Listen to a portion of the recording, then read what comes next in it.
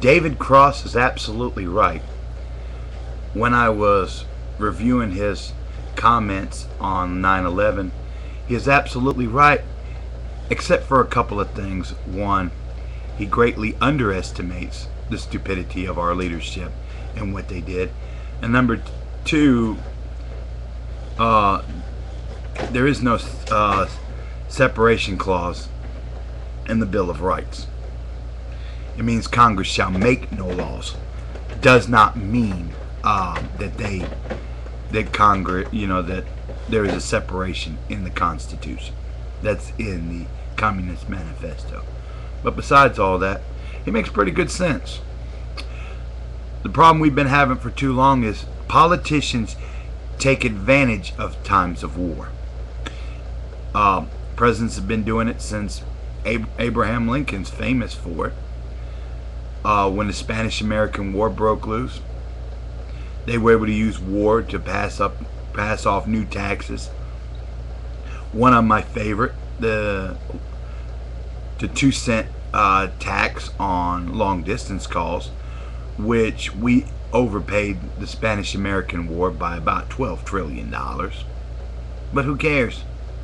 And look at all the civil liberties we can lose. Yeah, we'll get somebody maybe one of these days with enough balls to take them in court, and maybe we can get a couple of our rights back.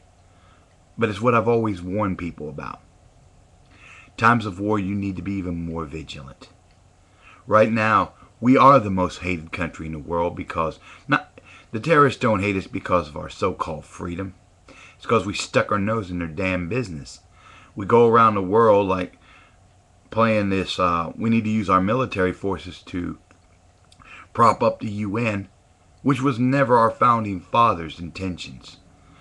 Our job was never to do whatever the UN says, like Bush or probably whoever else gets in there, to basically bow down and kiss the UN's ass or whoever else is in charge. But instead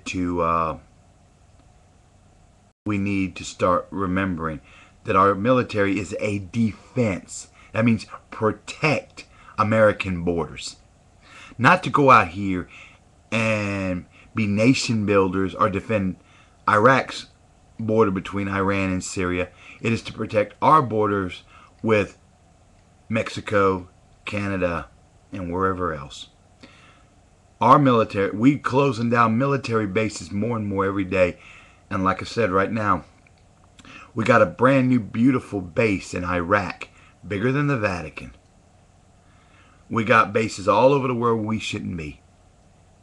And I do agree with David Cross on one thing. We'll close down bases in America, but we will reopen them in other ports of the world.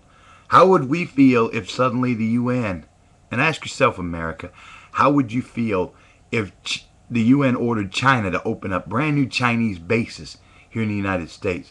We used to be our former military, now is under the control of Beijing. See how much you think of that. So before you start saying, well, we need these bases over there to secure democracy and freedom, just remember the UN could say the same thing to China, to us, to teach us freedom again. Wake up, America.